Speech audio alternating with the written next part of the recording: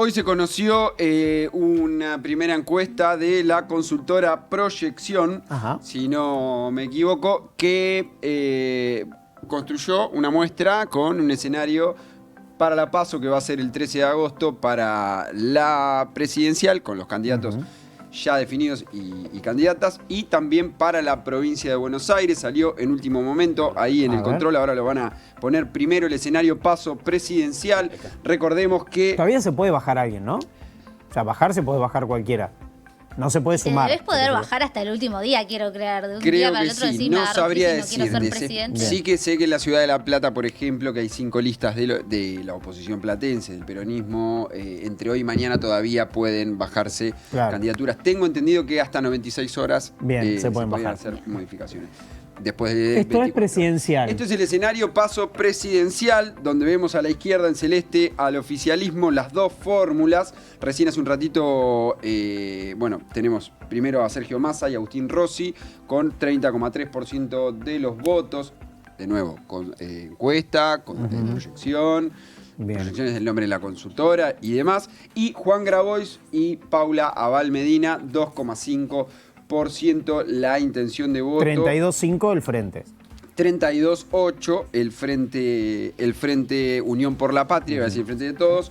En segundo lugar tenemos con 34,7 la suma de Patricia Bullrich y Horacio Rodríguez Larreta, que ayer presentaron sus propuestas. Rodríguez Larreta, ahora lo vamos a repasar un poquito más. Y Patricia Bullrich con 20,6 y 14,1, Gerardo Morales y Larreta. Y en tercer lugar, Javier Milei con 18,8 por La Libertad Avanza. Y lo siguen, Miriam Bregman por el Frente de Izquierda. Y la fórmula de Schiaretti y Randazzo, hacemos por La Nación, una cosa así. 0 no llega al 1% y un otro 1,4.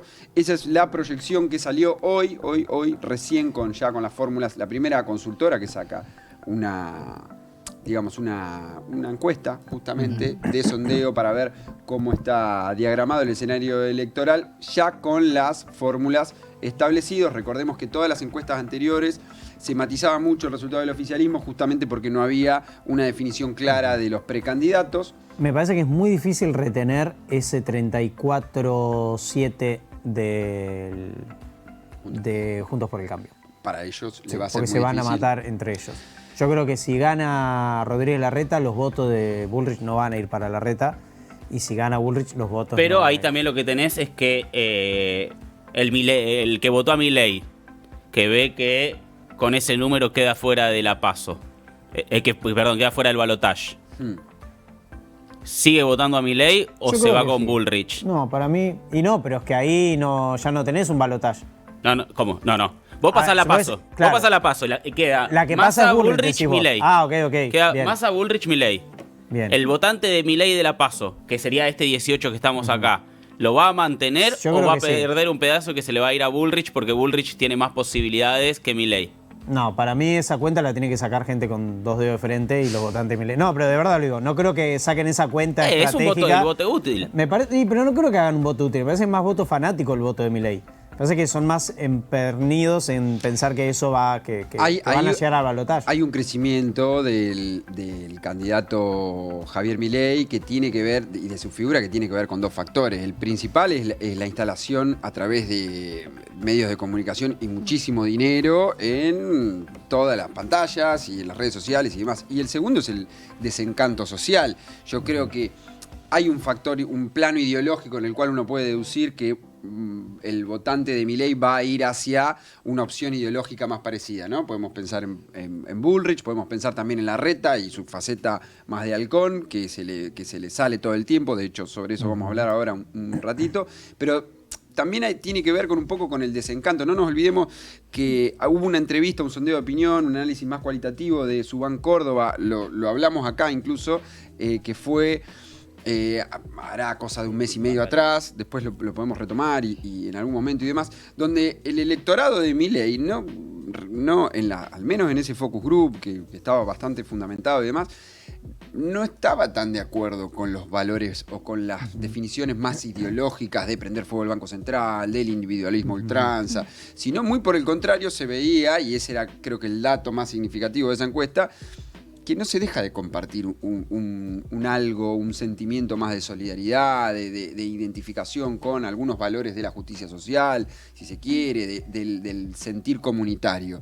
Entonces, de vuelta, como se dice, las PASO son la única encuesta con validez predictiva respecto de las elecciones generales, predictiva entre comillas, porque obviamente no son iguales los escenarios.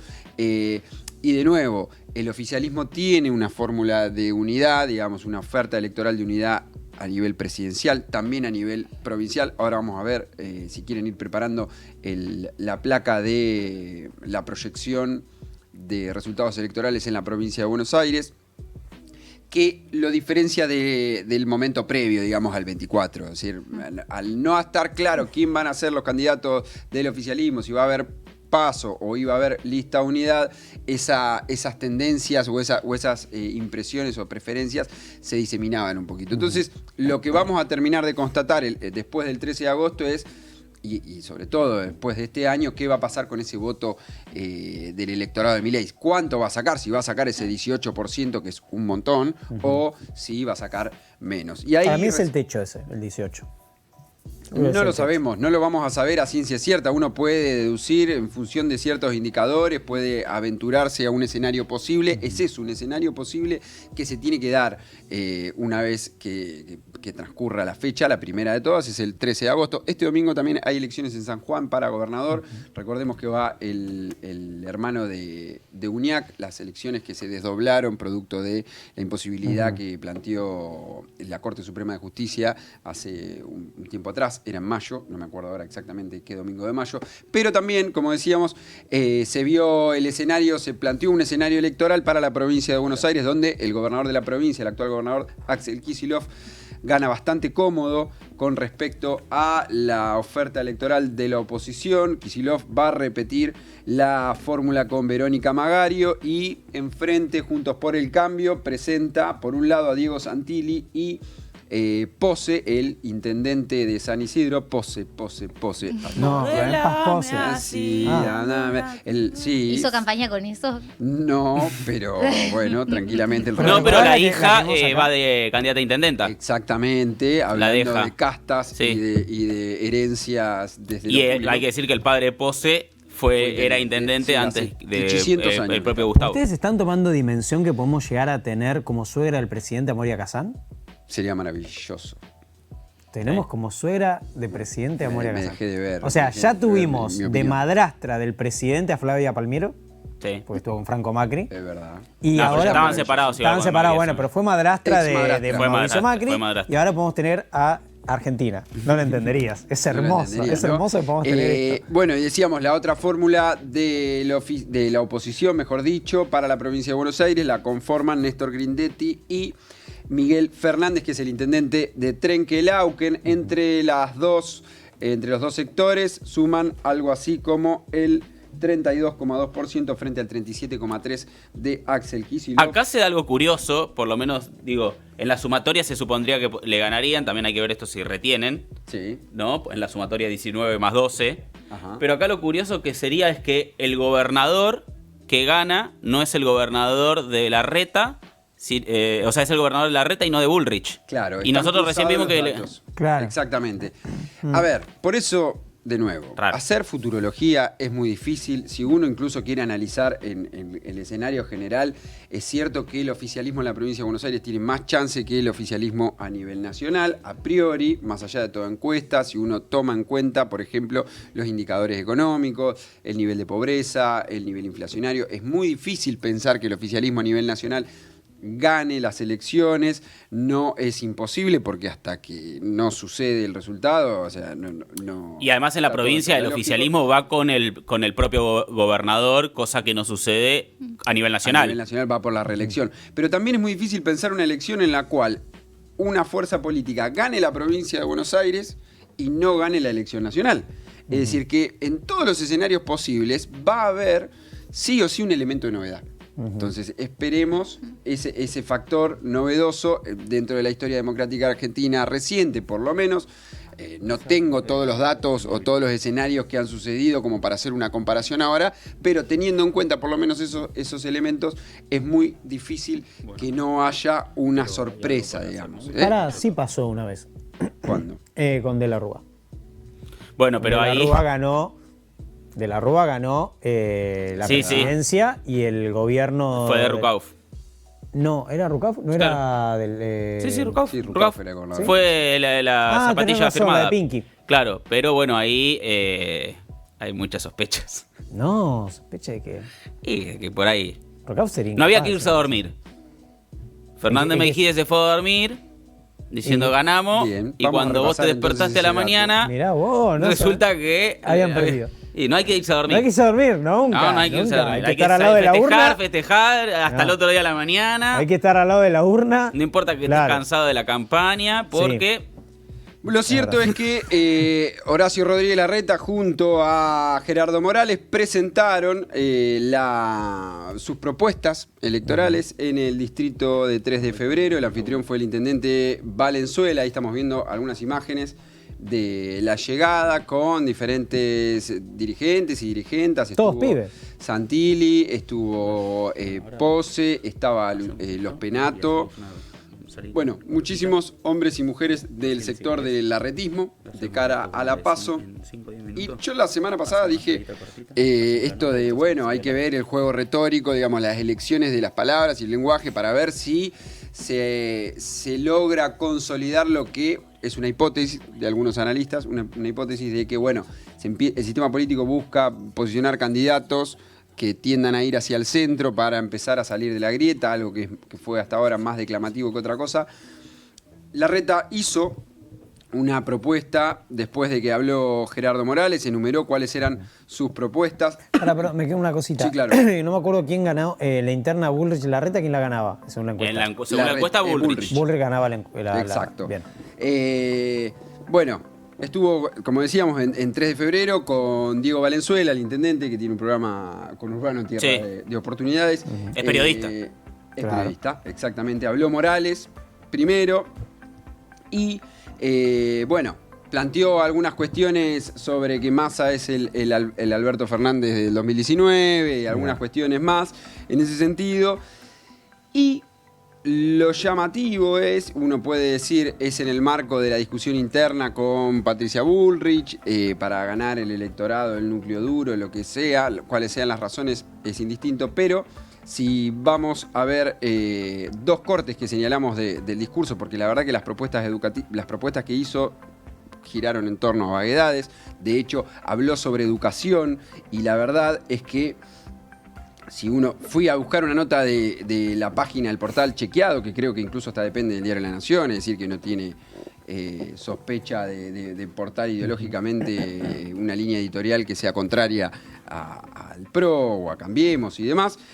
Una nota muy interesante donde constataba, digamos, el nivel de ingresos de los docentes, los salarios de los docentes en los 24 distritos de la provincia de Buenos Aires. La ciudad autónoma de Buenos Aires se cuenta tiene como un distrito más autónomo, claro, aunque es una ciudad chiquita. A diciembre de 2022, Ciudad Autónoma de Buenos Aires y Jujuy estaban entre las 7 jurisdicciones con peores salarios de todo el país, salarios docentes. Recordemos que parte del conflicto de Jujuy, que todavía continúa, tiene que ver con la protesta de los docentes y obviamente la reforma constitucional que cercena el derecho a la protesta y a la ocupación del espacio público para llevar adelante un reclamo, donde un salario docente de nivel primario con 10 años de antigüedad en la Ciudad de Buenos Aires era de 93.435 pesos y en Jujuy de 82.517. Pero no es solamente, es digamos, una medición del salario neto. Cuando uno hace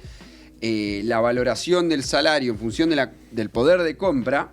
Claro, el costo de vida en la Ciudad de Buenos Aires sabemos que es mucho más alto que peor. En gran parte del país. Es mucho sacando peor. Quizás el sur, ¿no? Que por ahí también. Exactamente. El ranking de la Ciudad de Buenos Aires es mucho peor. O sea, está entre los 3 peores Es solamente superado por Chubut, que tiene un conflicto institucional hace muchísimo tiempo, y no recuerdo cuál es el otro país. Es decir, que para la revolución educativa que tanto fomentan con marketing y demás, no tienen muchos pergaminos de gestión, ¿no? Yo el otro día veía una discusión en redes sociales donde se planteaba esto. Bueno, cuanto más la política le da mayor importancia y centralidad a la comunicación, en cuanto al marketing y la publicidad, el problema ahí de fondo no es un problema de técnica comunicacional, sino que las políticas no son atractivas para el conjunto. ¿Y cuál es el caballito de batalla o cuál es el elemento de seducción que utiliza y al que apela retóricamente todo el tiempo el PRO para conseguir el consenso para sus políticas de ajuste? Bueno, si miramos el primer corte de Larreta, nos vamos a encontrar con lo mismo de siempre. Mirá. España, nos van a ver recorriendo el país, llevando nuestro mensaje de esperanza a cada rincón de la Argentina. Esa es nuestra campaña. Con propuestas, le vamos a contar a todos los argentinos cómo les vamos a cambiar la vida, porque de eso se trata. No solo buscamos un cambio de gobierno, obviamente buscamos terminar con el kirchnerismo para siempre. Para siempre. Como decía... Qué fuerte eso, ¿eh? Como decía León Gieco, ¿no? ¿Qué nos dirán por no pensar lo mismo ahora que no existe el comunismo en Los Aliris de Charlie, ¿no? Pero bueno, no se quedó en eso y también le dedicó... Pero, perdón. Sí.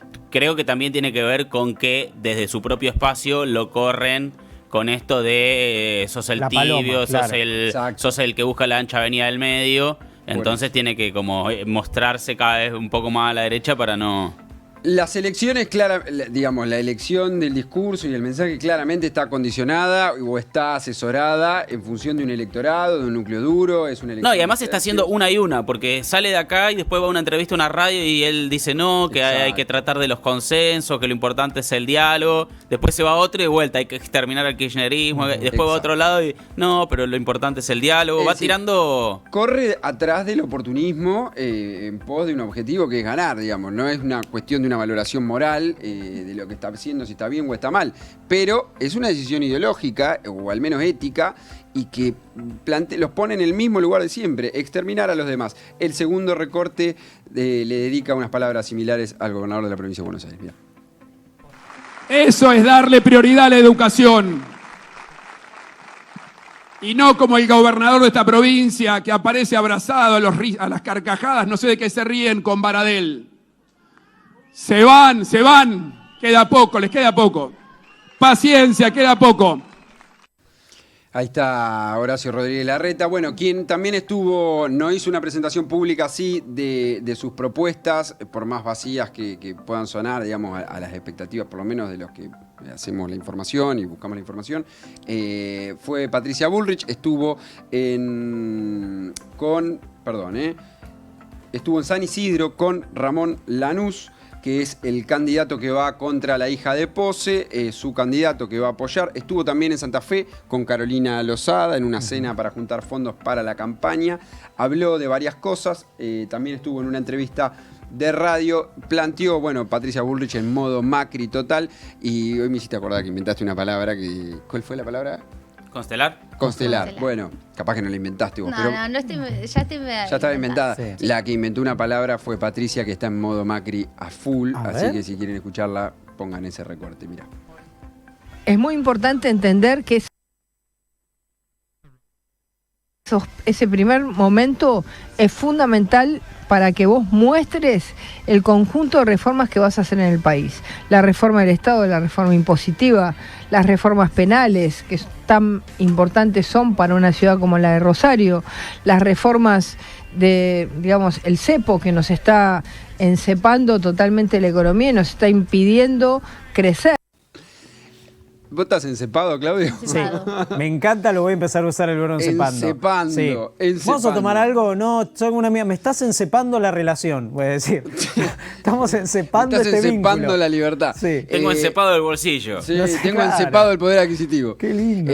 Con más fuerza, dice, hay que volver con más fuerza, dijo en Radio Boeing, con más fuerzas armadas, dijo en No, un momento. mi Sí, vida. se aprovecha de su capacidad de síntesis. Bueno, y por el lado del oficialismo, Sergio Massa ya ungido como candidato de unidad, estuvo ayer, estuvo el lunes, mientras nosotros estábamos acá, vimos su participación junto a la vicepresidenta Cristina Fernández en la repatriación de uno de los aviones de los vuelos de la muerte, y después estuvo en el cierre y presentación, en realidad no cierre, presentación de candidatos de Lomas de Zamora junto al actual, todavía, en realidad jefe de gabinete del gobierno de la provincia, ex intendente Martín Insaurralde, el candidato a intendente Federico Termín, que es presidente de la legislatura acá de la Cámara de Diputados de la provincia de Buenos Aires, con Máximo Kirchner, Axel Kicillof, Guado de Pedro, Juliana Di Tulio, estuvo Verónica Magario, Daniela Vilar, que es la ministra de Ambiente de la provincia, que es además la esposa de Federico Termín.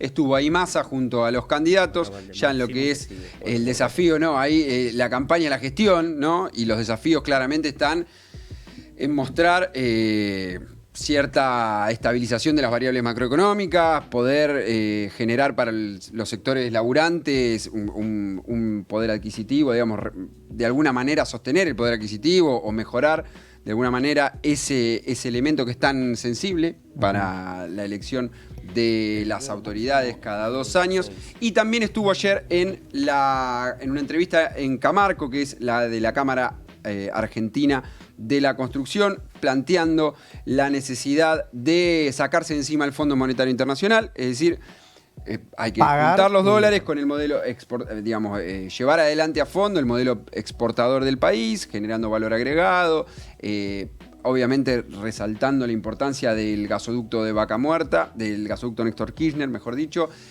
para poder darle mayor competitividad a la industria argentina, abaratando los costos energéticos, además de evitar el desbalance comercial internacional producto de la necesidad de importar energía. Ahí está también la discusión de si eso se va a utilizar para no importar o se va a utilizar para exportar.